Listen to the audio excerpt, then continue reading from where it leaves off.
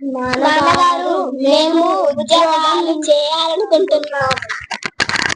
అయితే మీరు ఒక పని చెయ్యండి, రాజుగారు దగ్గరకు వెళ్ళండి, మీ తెలివితేటలతో రాజుగారిని మెప్పించండి. సరే నాన్నగారు, మేము బయలుదేరుతున్నాము. నమస్తే రాజుగారు. నమస్తే అమ్మా, ఎవరు మీరు? రంగయ్య. ఓ, మనకు కుండలు తయారు చేసే ఆ రంగయ్య కొడుకులా మీరు? అవును రాజుగారు. ఓకే అమ్మా, మీ నాన్నగారు నాకు చాలా సేవ చేసేవారు, ఈ రాజ్యానికి కూడా చాలా సేవ చేశారు మీ నాన్నగారు. ఏంటి, ఏం పని మీద వచ్చారమ్మా మీరు? మీ రాజ్యంలో కొలువు కోసం వచ్చాం రాజుగారు. సరే అమ్మా, సరే అక్కడ నుంచోండి, నేను చెప్తాను మీకు. వెంకన్న, ఇలా రా.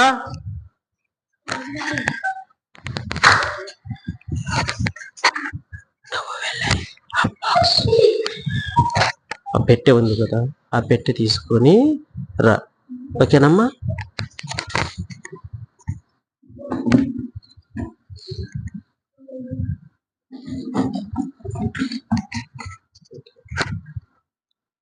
మీ ముగ్గురు ఇలా రాయండమ్మా.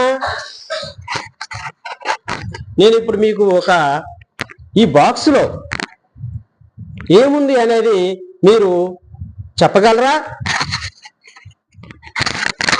చెప్పగలరు.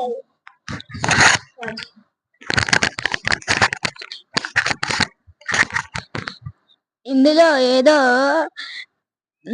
తేలికైనవి ఉన్నాయి, ఎందుకంటే భటుడు దీన్ని తేలికగా మోసుకొచ్చాడు. ఇందులో గుండ్రని వస్తువులు ఉన్నాయి, నాకు వినిపించాయి. ఇందులో నిజంగానే గుండ్రని వస్తువులు ఉన్నాయి. ఇది ఎండాకాలం కదా, ఎందుకంటే భటులు తోట నుండే తీసుకొచ్చారు. ఇవి ఖచ్చితంగా మామిడి పండ్లే అయి ఉండొచ్చు.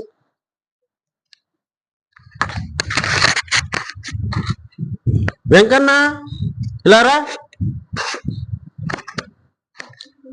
ఒక్కసారి ఆ పెట్టెని తెరువు, చూద్దాం.